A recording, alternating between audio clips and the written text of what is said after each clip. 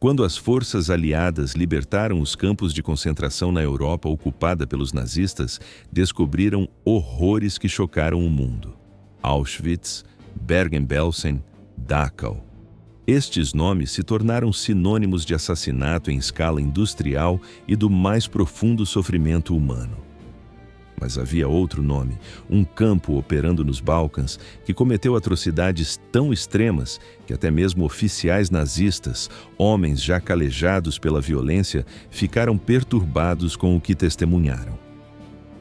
Localizado no recém-criado Estado Independente da Croácia, Jasenovac não era apenas um lugar de aprisionamento e morte. Era um laboratório de crueldade. Lá, novos métodos de matar eram inventados em tempo real. Famílias inteiras eram exterminadas com ferramentas feitas à mão, e os limites da brutalidade humana foram empurrados para além de qualquer coisa que a mente pudesse conceber. Diferente da eficiência mecanizada dos campos da morte alemães, Jasenovac dependia de uma selvageria quase medieval, de uma violência íntima e pessoal. Os guardas aqui não apenas seguiam ordens, eles competiam entre si para ver quem conseguiria inventar os métodos mais criativos de tortura e execução. Em abril de 1941, a Alemanha nazista e seus parceiros do eixo despedaçaram a Iugoslávia em uma campanha militar relâmpago que durou apenas 11 dias. Das ruínas desse antigo reino, emergiu o Estado Independente da Croácia, um Estado fantoche liderado pelo movimento fascista Ustaše, sob o comando de Ante Pavelić. Os Ustaše passaram anos no exílio, nutrindo sonhos de uma Croácia independente e alimentando profundos ressentimentos contra sérvios, judeus e ciganos, a quem culpavam pelas dificuldades históricas de sua nação. Quando finalmente alcançaram o poder com o apoio nazista, implementaram um programa racial que era extremo, até mesmo para os padrões da Europa em guerra. Ao contrário da Alemanha nazista, que inicialmente buscou a emigração e a guetização antes de passar para o assassinato sistemático, os Ustaše abraçaram imediatamente uma política de extermínio direto. O objetivo era simples e terrivelmente claro: criar um Estado croata etnicamente puro, através da eliminação de todas as populações consideradas indesejáveis. Os números que planejavam eliminar eram assombrosos.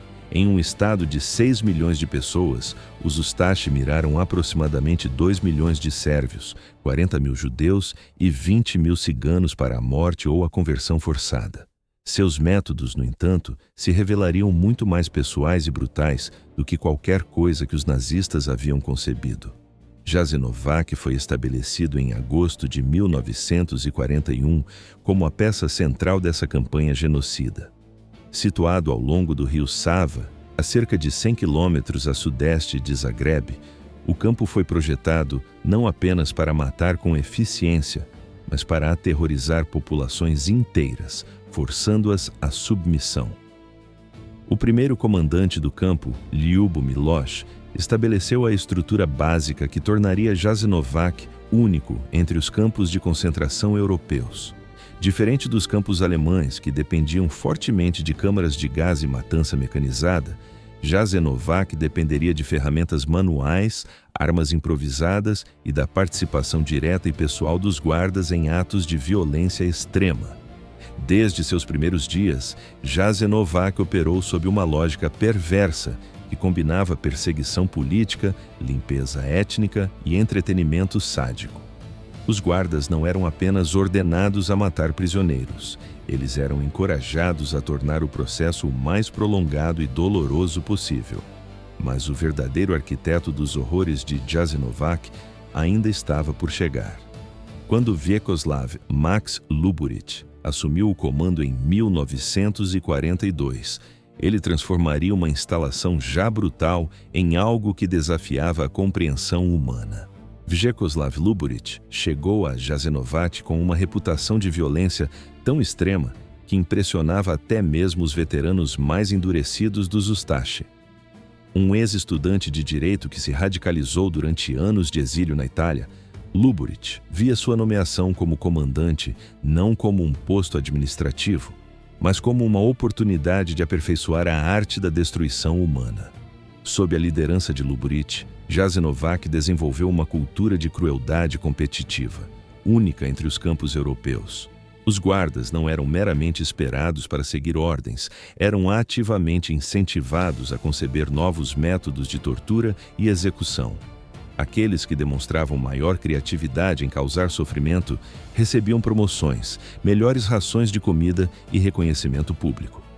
Luburit instituiu competições regulares para ver quais guardas poderiam matar o maior número de prisioneiros em uma única noite. Essas competições, que ocorriam várias vezes por mês, transformaram o assassinato em massa em uma forma de espetáculo. Guardas se reuniam para assistir e aplaudir enquanto seus colegas competiam por prêmios e glória. A mais infame dessas competições ocorreu na noite de 29 de agosto de 1942. Petar Brzica, um frade franciscano que havia se juntado aos Ustashi, venceu o evento ao matar pessoalmente 1.360 prisioneiros. Ele usou apenas uma faca modificada conhecida como serbozhek, uma lâmina curva projetada especificamente para cortar gargantas. Seu recorde nunca foi quebrado. Mas as inovações de Luburit se estendiam muito além de simples competições de matança. Ele transformou Jasenovac em um laboratório do sofrimento, um lugar onde a tortura se tornou uma forma de arte sombria, onde prisioneiros eram mantidos vivos por semanas, até meses, enquanto os guardas testavam novos métodos de infligir dor. O conhecimento médico era pervertido, utilizado não para curar, mas para determinar com precisão cirúrgica o quanto um corpo humano podia suportar antes de se render à morte. O próprio comandante, Vyacheslav Luburit, participava diretamente dessas atividades. Ele não era um burocrata distante, assinando ordens de um escritório. Testemunhas descrevem como ele passava noites inteiras nas áreas de extermínio, selecionando pessoalmente prisioneiros para sua atenção especial, inventando torturas elaboradas que podiam se estender por dias a fio. Seu envolvimento não era administrativo. Era intensamente pessoal, como se ele extraísse alguma satisfação fundamental da aplicação direta do sofrimento. Sob o comando de Luburit, Jasenovac desenvolveu uma economia própria, uma economia macabra, baseada na pilhagem sistemática dos pertences dos prisioneiros e na venda de restos humanos. Dentes de ouro eram extraídos de pessoas ainda vivas. Cabelo era colhido para a indústria têxtil.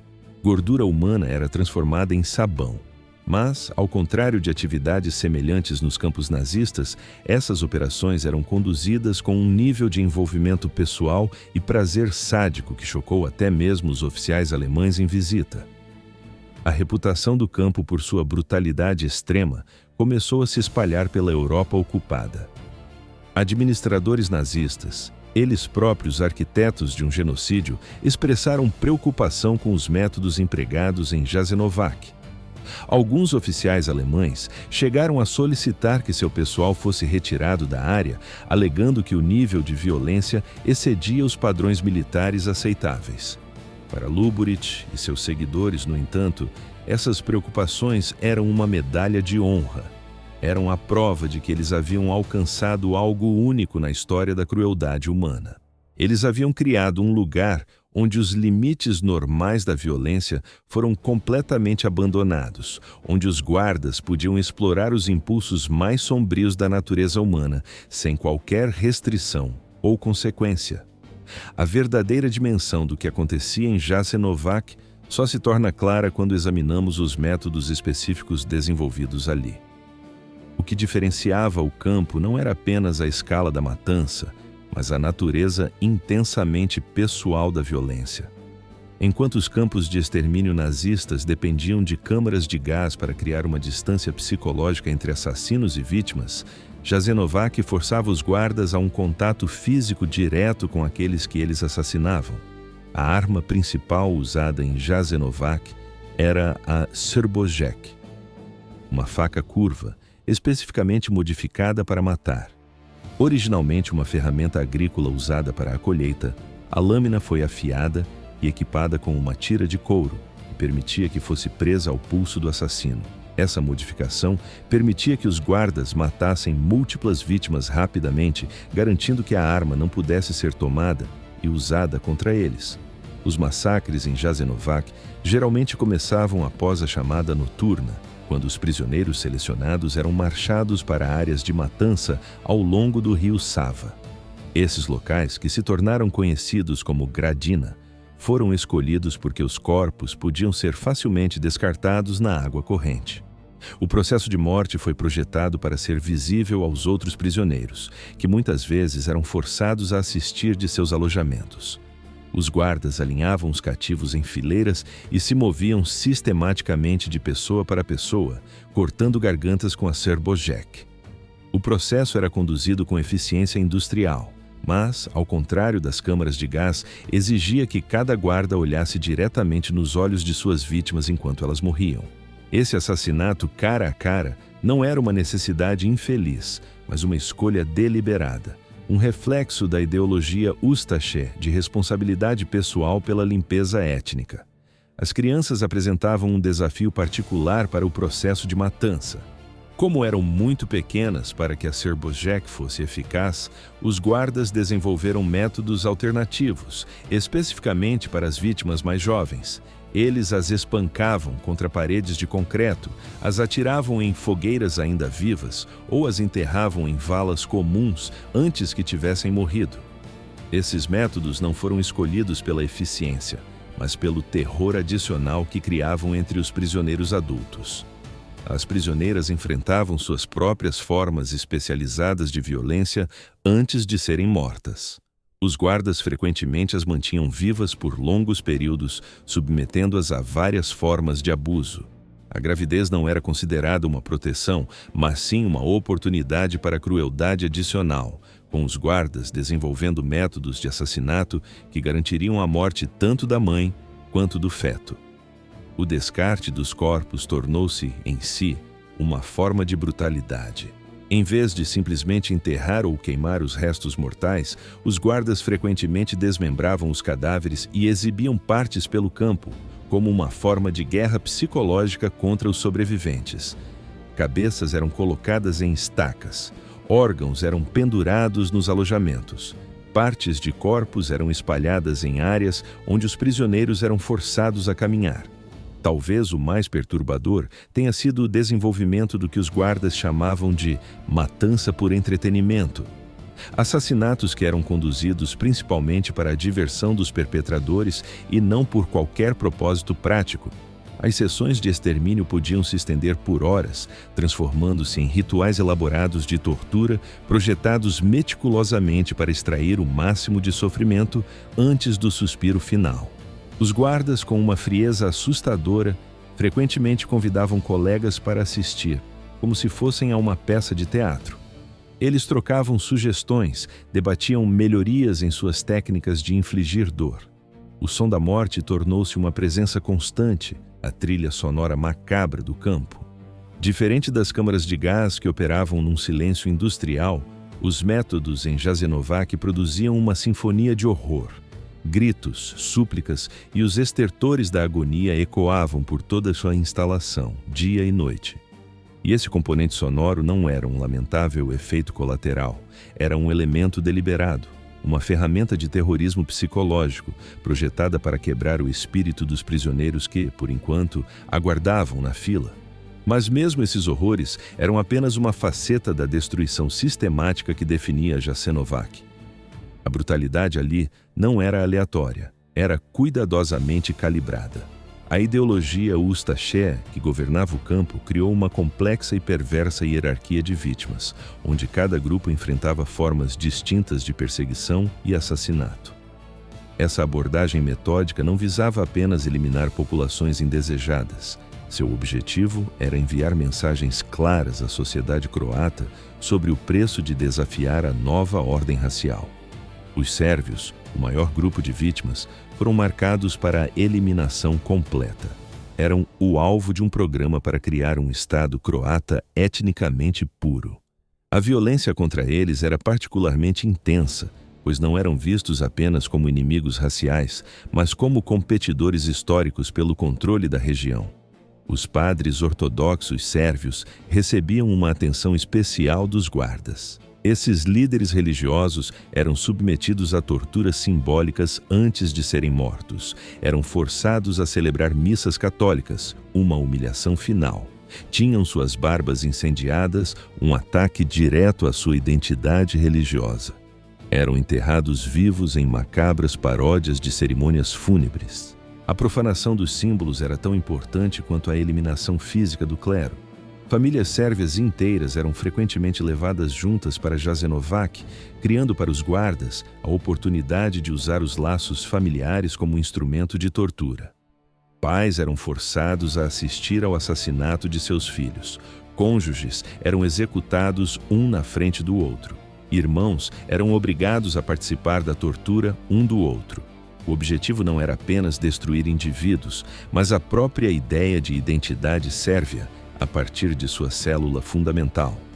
Os prisioneiros judeus enfrentavam uma perseguição que misturava a tradicional violência antissemita com elementos singularmente croatas.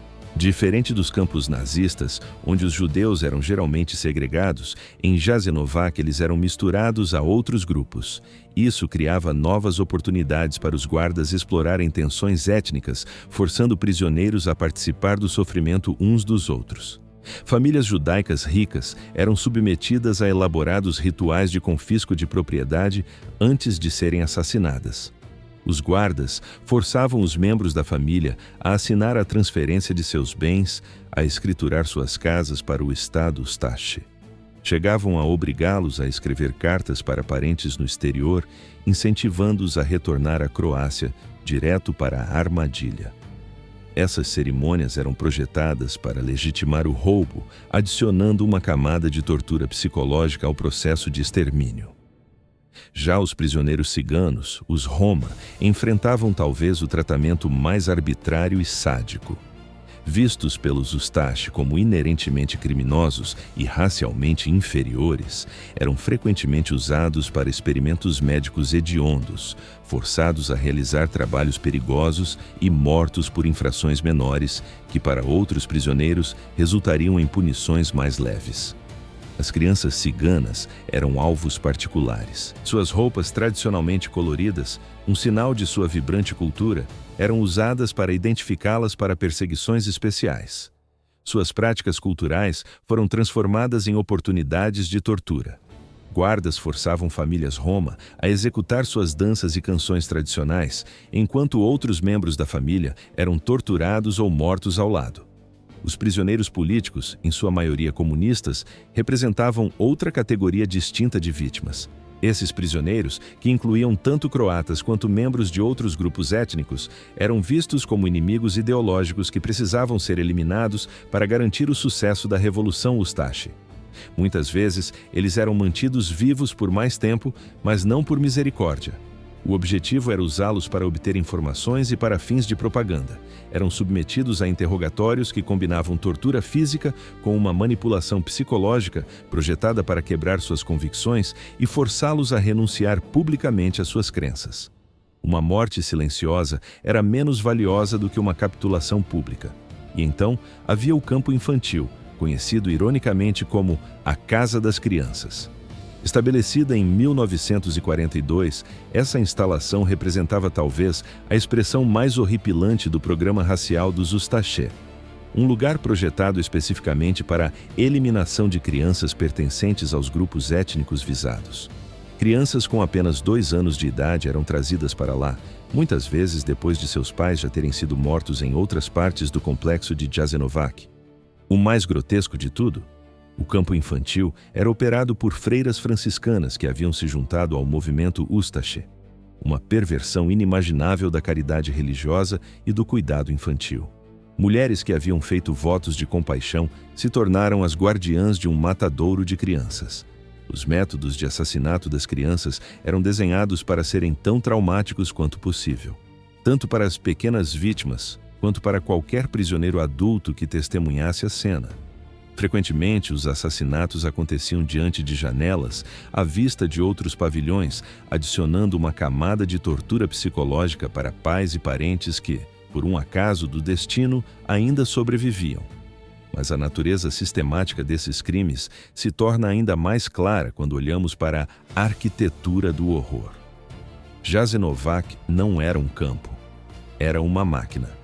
Um complexo de 5 instalações interligadas, espalhadas por mais de 200 quilômetros quadrados ao longo do rio Sava. Cada subcampo tinha sua própria função especializada no processo de aprisionamento, tortura e extermínio, criando uma linha de montagem integrada, projetada para processar milhares de vítimas com máxima eficiência e terror. Jasenovac I, conhecido como Krapje, era o centro de recepção, o portão de entrada para o inferno. Ali, os recém-chegados eram processados, registrados e sorteados para as outras partes do complexo. O procedimento em Krapje era deliberadamente humilhante. Os prisioneiros eram despidos, espancados, submetidos a uma violência imediata que estabelecia, sem qualquer dúvida, a atmosfera do lugar. Durante esse processamento, eram forçados a entregar todos os seus pertences: alianças de casamento, fotografias de família, objetos religiosos. Esses confiscos não eram apenas medidas práticas, eram ataques diretos à identidade, uma amputação da alma, projetados para cortar qualquer conexão dos prisioneiros com suas vidas anteriores. Jasenovac II, em Brotice, funcionava como um campo de trabalho forçado. Nele, os prisioneiros eram obrigados a realizar tarefas agrícolas em condições brutais. Mas o objetivo aqui não era a produtividade econômica. O trabalho era uma forma de execução lenta. Os prisioneiros eram levados à morte pela exaustão, produzindo um valor real mínimo. O trabalho incluía drenar pântanos, construir sistemas de irrigação e desmatar florestas com ferramentas primitivas, sem qualquer equipamento de segurança. Eram dadas cotas de produção impossíveis de atingir. Falhar em cumprir a meta diária significava punição severa ou a morte. A combinação de desnutrição, esgotamento e exposição ao tempo matava milhares, antes mesmo que pudessem ser transferidos para as áreas de extermínio. Jasenovac III, o campo principal em Siglana, era o cérebro administrativo e a principal instalação de matança. Aqui ficava o quartel-general do campo, as oficinas onde ferramentas como o Serbojek eram fabricadas e as principais áreas de execução, nas margens do rio. As oficinas de Siglana, no entanto, não produziam apenas ferramentas de morte, elas processavam os corpos dos prisioneiros assassinados. Cabelo humano era tecido em tapeçaria. Dentes de ouro eram derretidos em lingotes. Gordura humana era transformada em sabão e velas, e essas atividades eram conduzidas por outros prisioneiros, forçados a processar os restos mortais de seus companheiros de infortúnio.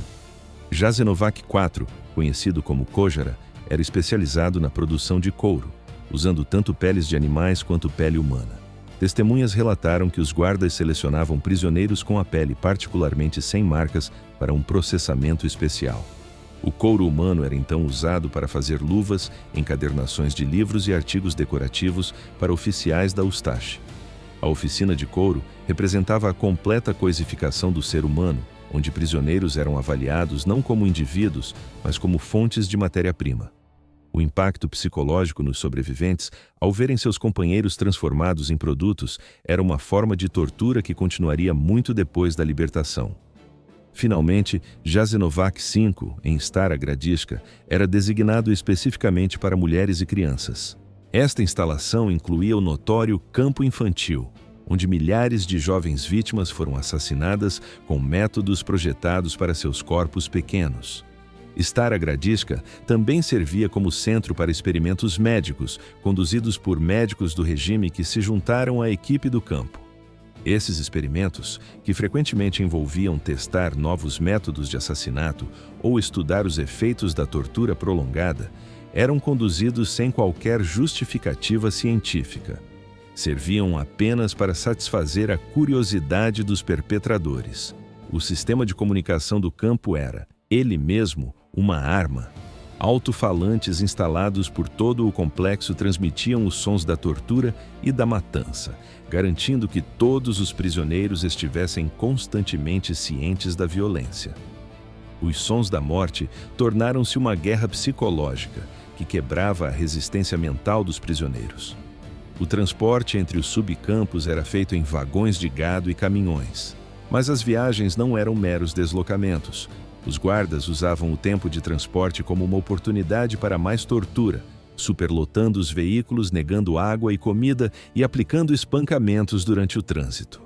E para coroar a perversidade, os registros administrativos do campo eram mantidos com um detalhe meticuloso. Não por eficiência burocrática, mas como uma forma de colecionar troféus. Cada nome, cada número, era um registro sombrio de uma vida destruída por uma máquina de ódio. Os carrascos mantinham registros detalhados sobre seus métodos de extermínio. Anotavam as técnicas de tortura e as reações dos prisioneiros, tratando esses diários não como a confissão de crimes a serem escondidos, mas como um catálogo de conquistas a serem celebradas. Essa burocracia do mal permitia que os prisioneiros fossem movidos através de uma verdadeira arquitetura do sofrimento, passando por diferentes estágios de agonia antes do assassinato, garantindo que cada vítima fosse esgotada até a última gota de terror e dor. Mas, ironicamente, foi essa abordagem sistemática que criou um rastro, uma avalanche de documentos e testemunhos que, mais tarde, se tornariam a prova irrefutável dos crimes cometidos ali. O complexo incluía vilas para as famílias dos guardas e administradores, criando uma abominável normalidade onde o cotidiano e o horror coexistiam. Crianças dos algozes brincavam em quintais adjacentes aos campos de extermínio. Esposas de comandantes organizavam eventos sociais a poucos metros das câmaras de tortura. Os guardas e administradores que operavam as atrocidades em Jasenovac não eram meros funcionários anônimos seguindo ordens distantes. Eram indivíduos que escolheram ativamente participar e escalar a violência. Entender quem eram essas pessoas e o que as motivava é um mergulho profundo na capacidade humana para o mal. Muitos guardas foram recrutados diretamente das fileiras da milícia Ustasha. Homens que haviam se juntado ao movimento fascista durante seus anos de exílio, doutrinados com uma ideologia nacionalista e racial extrema. Eles chegaram a Jasenovac já comprometidos com o objetivo de criar um Estado croata etnicamente puro através da violência. Eram a espinha dorsal ideológica do campo. Mas o campo também atraía voluntários sem qualquer afiliação política prévia. Homens seduzidos pela promessa de poder absoluto, de riqueza fácil e, acima de tudo, pela oportunidade de exercer uma violência sem consequências. Frequentemente, esses voluntários se mostravam os guardas mais brutais, como se sentissem a necessidade de provar seu fervor através de atos extremos de crueldade. O que talvez seja mais perturbador foi a participação do clero. Vários padres católicos e frades franciscanos se juntaram à equipe do campo, fornecendo uma justificativa religiosa para a violência e participando diretamente de sessões de tortura e assassinato. Essas figuras ajudaram a criar uma estrutura ideológica que transformava o extermínio em um dever sagrado. O frade franciscano Miroslav Filipovich, conhecido como Irmão Satã, serviu como comandante temporário do campo e participou pessoalmente da morte de milhares de prisioneiros. Seu status religioso era uma ferramenta poderosa, usada para convencer outros guardas de que suas ações tinham uma aprovação divina. A sua participação demonstrava que até mesmo aqueles que fizeram um juramento para proteger a vida poderiam se tornar instrumentos da morte. Mas o mal não tinha gênero. Mulheres também foram empregadas em números significativos, tanto em posições administrativas quanto como guardas. Muitas eram esposas ou parentes de guardas homens, e sua participação na violência contra prisioneiras e crianças não foi periférica. Foi central. As guardas femininas de Jasenovac provaram ser tão cruéis quanto seus colegas masculinos, desenvolvendo técnicas especializadas para torturar mulheres e crianças. Elas usavam sua condição de gênero para ganhar acesso a prisioneiras vulneráveis e seu conhecimento sobre laços familiares para infligir o máximo de dano psicológico. A cumplicidade se espalhou como uma praga para além dos portões do campo. Civis locais participaram das operações, seja como funcionários ou como voluntários que iam até lá apenas para assistir aos assassinatos. Agricultores e comerciantes das comunidades próximas forneciam suprimentos ao campo e compravam bens fabricados com os pertences dos prisioneiros assassinados. Essa relação econômica criou uma corrente de incentivos financeiros para a participação civil, espalhando a culpa por toda a população vizinha. As classes profissionais também estavam representadas entre os perpetradores. Médicos participaram de experimentos médicos e sessões de tortura. Advogados ajudaram a confiscar as propriedades dos prisioneiros. Professores desenvolveram programas educacionais para doutrinar as crianças dos guardas na ideologia racial. O conhecimento profissional, em vez de servir à humanidade, era pervertido para justificar e otimizar a barbárie. Lá dentro, os guardas desenvolveram uma cultura interna própria, uma que celebrava a violência. Eles entraram em uma doentia competição por reconhecimento, baseada na brutalidade mais criativa. Essa cultura tinha seus próprios rituais, canções e cerimônias que transformavam o assassinato em uma forma de entretenimento e coesão social. Novos guardas eram iniciados através da participação forçada em sessões de extermínio. Isso garantia que todos se tornassem pessoalmente cúmplices dos crimes. Criava laços psicológicos inquebráveis entre os perpetradores, enquanto tornava impossível para qualquer um alegar inocência ou se distanciar da violência. Dentro da cultura do campo, havia também um complexo sistema de recompensas e punições, baseado unicamente no desempenho na tortura e no assassinato. Nesse sistema perverso, a criatividade e o entusiasmo pela violência eram passaportes para uma vida melhor. Guardas que demonstravam um sadismo inventivo recebiam promoções, melhores condições de moradia e reconhecimento social. Eram os heróis de um universo invertido, aqueles que, ao contrário, demonstravam relutância, ou pior, um traço de compaixão, enfrentavam o destino de suas vítimas, punição, humilhação ou a transferência para posições ainda mais degradantes. A compaixão era uma fraqueza a ser punida. A fotografia e a documentação das sessões de tortura se transformaram em uma forma macabra de entretenimento. Os guardas colecionavam imagens de suas vítimas como se fossem troféus de caça, postais do inferno. Essas fotografias, muitas vezes compartilhadas entre os colegas e até enviadas para familiares, são o testamento do orgulho que os perpetradores sentiam em suas ações. Que tipo de orgulho é esse que se alimenta da humilhação e do último suspiro de outro ser humano? O envolvimento pessoal dos guardas em cada etapa do processo de extermínio criava um nível de investimento psicológico na violência que distinguia Jasenovac das fábricas de morte mais mecanizadas. Os guardas não eram burocratas distantes, assinando ordens de um escritório.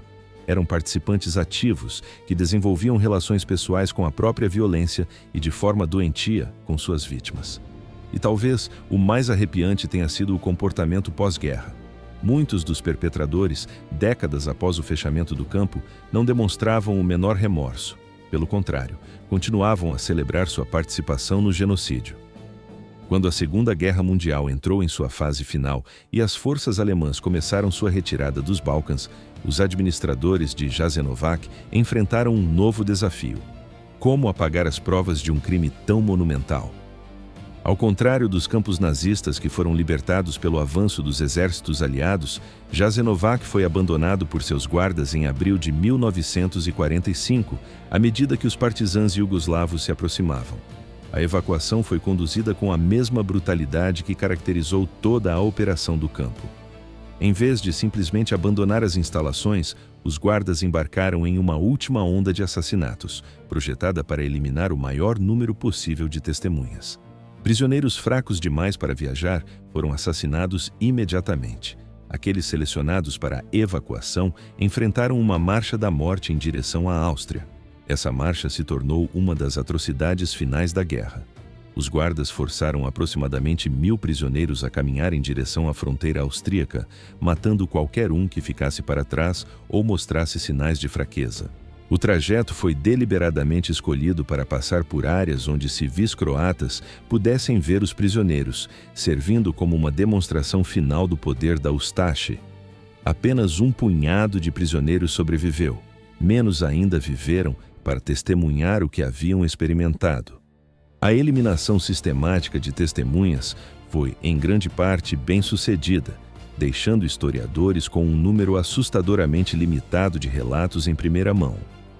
Antes de abandonar o campo, os guardas tentaram destruir a evidência física.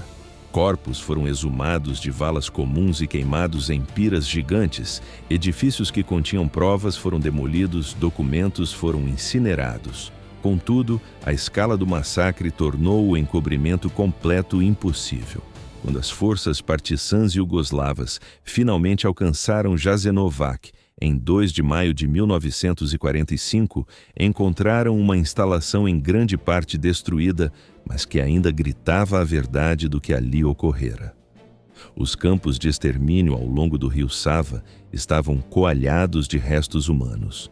Dos escombros dos edifícios emanava o cheiro adocicado da morte, e a área circundante estava coberta por uma fina camada de cinzas de corpos queimados.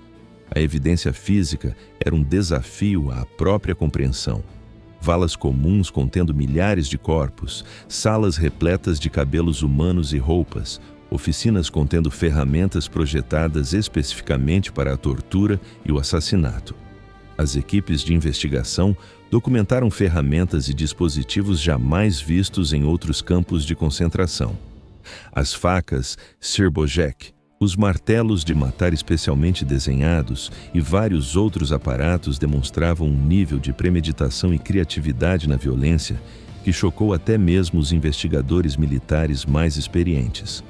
Os poucos sobreviventes forneceram testemunhos que ajudaram a reconstruir as operações do campo, mas seus relatos eram tão extremos que muitos investigadores, a princípio, duvidaram de sua veracidade. A natureza pessoal da violência, o envolvimento íntimo descrito pelas testemunhas, parecia impossível de acreditar. As autoridades iugoslavas estabeleceram uma comissão de crimes de guerra, mas o início da Guerra Fria limitou a cooperação internacional e impediu que muitos culpados fossem processados. A maioria dos líderes do campo, incluindo comandantes e guardas, fugiu para a Europa Ocidental ou América do Sul. Muitas vezes, esses indivíduos receberam proteção de serviços de inteligência ocidentais em troca de informações sobre atividades comunistas na Iugoslávia. Vjekoslav Luburić, o comandante mais notório do campo, escapou para perto da Espanha, onde viveu abertamente sob a proteção do regime fascista de Francisco Franco. Ele nunca foi julgado por seus crimes e continuou a promover a ideologia da Ustaš até sua morte, em 1969. A falha em processar os algozes de Jasenovac enviou uma mensagem clara. Crimes dessa magnitude poderiam ser cometidos com impunidade, desde que a situação política fosse favorável. Qual é a mensagem que a história nos envia quando a justiça se torna uma refém da geopolítica? A sombra da impunidade se estenderia muito além dos portões de Jasenovac. Era um veneno que escorreria lentamente pelas décadas seguintes, contaminando a busca por justiça e a própria estabilidade de uma região inteira. A guerra tinha acabado, mas a paz ainda não havia começado de verdade. Uma paz verdadeira exige verdade, e a verdade sobre Jasenovac seria a primeira vítima do pós-guerra. Sim, houve julgamentos. Tribunais foram montados pelas novas autoridades iugoslavas e a imagem da justiça parecia ser projetada. Mas o que se viu ali estava longe de ser um acerto de contas com a história. Eram, em grande parte, peças de teatro político. Guardas de baixo escalão e colaboradores menores, capturados na confusão do fim da guerra, sentavam-se no banco dos réus. Mas e os arquitetos do horror? Os comandantes? Muitos já estavam longe e a justiça que se fazia era seletiva, calculada, servindo mais aos novos donos do poder do que à memória dos mortos. O novo governo comunista da Iugoslávia tinha uma palavra de ordem: unidade. Irmandade e unidade era o lema que deveria costurar as feridas abertas entre sérvios, croatas e bósnios. E para alcançar essa harmonia forçada, uma decisão perigosa foi tomada: o silêncio. Falar abertamente sobre os crimes de Jasenovac, sobre o ódio étnico que o alimentou, foi desencorajado, sistematicamente abafado. A narrativa oficial preferia focar na resistência antifascista, um guarda-chuva sob o qual todos poderiam se abrigar, ignorando as especificidades do genocídio. Era melhor não tocar na ferida, na esperança de que ela cicatrizasse sozinha, mas uma ferida ignorada não cicatriza. Ela infecciona. E assim, a memória das vítimas foi sufocada. O próprio local do campo, transformado em memorial, teve sua história reescrita para minimizar o caráter étnico do massacre. Lá, todos eram apenas vítimas do fascismo, uma generalização que apagava a identidade e o motivo pelo qual foram assassinados. Enquanto o mundo se debruçava, com razão, sobre os horrores de Auschwitz e dos crimes nazistas, Jasenovac mergulhava numa névoa de esquecimento internacional. Essa obscuridade foi um presente para alguns dos perpetradores, que conseguiram reabilitar suas imagens e até mesmo se tornaram figuras de influência em comunidades de exilados croatas. A verdade completa só começaria a emergir décadas mais tarde, gota a gota, quando historiadores finalmente acessaram documentos antissecretos e os últimos sobreviventes se sentiram seguros o suficiente para falar. E no centro de todo esse silêncio e manipulação, uma questão se tornaria uma batalha campal. Quantos morreram em Jasenovac? Diferente da burocracia meticulosa dos campos nazistas, os administradores de Jasenovac evitaram deliberadamente qualquer registro sistemático. Eles sabiam o que faziam. E antes de fugir do avanço das forças partisãs, eles trataram de queimar os arquivos, destruir os registros de prisioneiros, apagar quase todas as provas escritas de seus crimes. As primeiras estimativas do pós-guerra, baseadas em análises demográficas e testemunhos, falavam em números assombrosos, entre 500 mil e 700 mil mortos. Esses eram os números que ecoavam nos memoriais e nos discursos. Mas esses números rapidamente se tornaram munição em uma nova guerra, a Guerra Fria da Propaganda. Grupos de exilados croatas, muitos com laços com o antigo regime, gritavam que os números eram propaganda comunista, inflados para demonizar o nacionalismo croata para sempre. Do outro lado, grupos nacionalistas sérvios não apenas defendiam os números altos, como por vezes os elevavam ainda mais, alguns chegando a reivindicar mais de 1 milhão de vítimas. Esses números se tornaram uma arma política, usada para justificar narrativas de vitimização, e mais tarde, até reivindicações territoriais durante as sangrentas guerras dos anos 90. Décadas depois, com a poeira assentada e o acesso a novos arquivos, historiadores puderam finalmente trabalhar com métodos mais rigorosos. O que eles descobriram foi chocante por um motivo diferente. O número real, segundo a pesquisa histórica moderna, estava entre 80 mil e 100 mil almas. Um número significativamente menor, mas que de forma alguma diminui o horror. Ele ainda representa um dos maiores massacres de civis na história da Europa. E a análise desses números revela a essência do projeto genocida. Aproximadamente 50 mil sérvios, 20 mil ciganos romani, 13 mil judeus e milhares de prisioneiros políticos croatas e bósnios. E aqui reside a verdade mais sombria de Jasenovac. O horror não está apenas na escala, mas na sua natureza. Não era uma máquina de extermínio industrial e impessoal como Auschwitz. Era um matadouro. A violência era brutal, manual, face a face. As ferramentas eram facas, martelos, machados. Esse caráter pessoal do sadismo deixou cicatrizes psicológicas que o tempo não poderia apagar. As memórias dos sobreviventes não eram de números, mas de rostos, de gritos, de atos de crueldade indescritíveis que assombrariam famílias por gerações. O impacto foi uma catástrofe. Comunidades vibrantes que levaram séculos para se formar foram aniquiladas em questão de meses.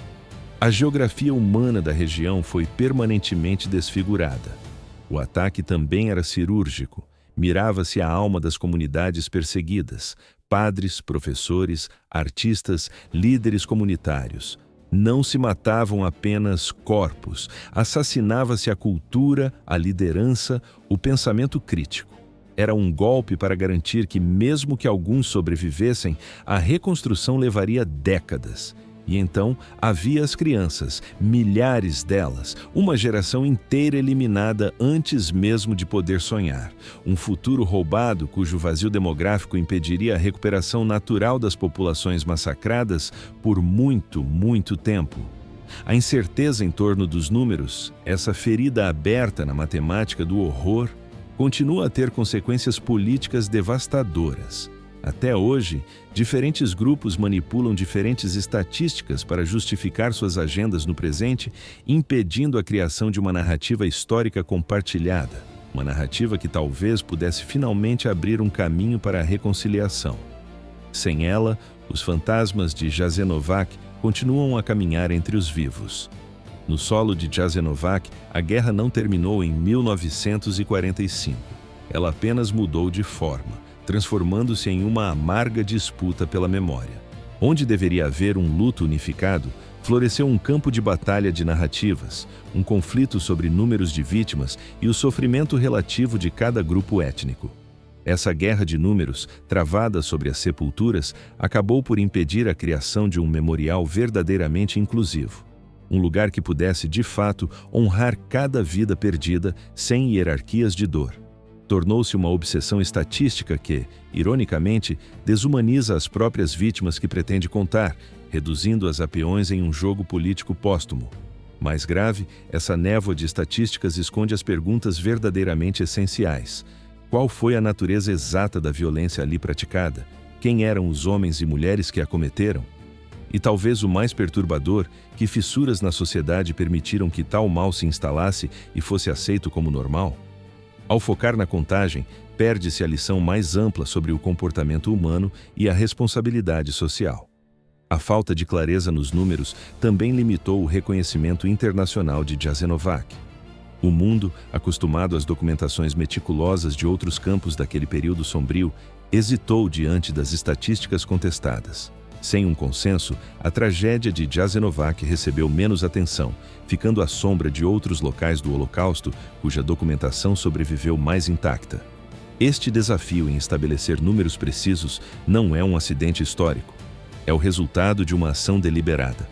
A destruição de documentos em Jasenovac pelos próprios perpetradores demonstra uma tática perversa. Usar a ausência de registros para escapar da responsabilidade e para pavimentar o caminho da negação histórica. Foi uma tentativa de cometer um segundo assassinato, o assassinato da memória. Um crime para apagar outro crime. Jasenovac ilustra com uma clareza terrível a rapidez com que o verniz da civilização pode se estilhaçar sob a pressão do ódio étnico e do extremismo político. A violência ali não era industrial e anônima, executada à distância. Era íntima, face a face. Vizinhos se tornando carrascos de seus vizinhos da vida inteira. Essa proximidade expõe verdades assustadoras sobre a natureza humana. A falha em confrontar esses crimes de forma decisiva não trouxe paz. A impunidade semeou os dentes do dragão que se levantariam décadas depois, nos conflitos que novamente rasgariam a Iugoslávia. As feridas não tratadas de Jasenovac infeccionaram, envenenando o futuro, pois muitos dos perpetradores escaparam à justiça, permitindo que suas ideologias de ódio sobrevivessem e se espalhassem como uma praga silenciosa. A resposta tímida do mundo na época estabeleceu um precedente perigoso de indiferença. Um sinal de que, sob certas condições, atrocidades em massa poderiam ser ignoradas. Hoje, enquanto o nacionalismo étnico ressurge em várias partes do globo, as lições de Jasenovac permanecem urgentemente relevantes. Elas ensinam que pessoas comuns, nossos vizinhos, podem se tornar cúmplices de atos terríveis quando as fronteiras morais de uma sociedade se corroem. Lembrar suas vítimas significa muito mais do que citar números. Significa confrontar a capacidade humana para a violência e, ao mesmo tempo, a importância vital da coragem moral. Pois mesmo na escuridão mais absoluta, houve luz. Pessoas comuns que, arriscando tudo, escolheram a humanidade em vez da barbárie. Suas ações, muitas vezes anônimas, oferecem um vislumbre de esperança e um lembrete poderoso de que a escolha é sempre possível. Jasenovac, portanto, não é um desafio para o passado, é um chamado à vigilância no presente, uma lição para rejeitar o ódio e garantir que tais horrores nunca, jamais se repitam.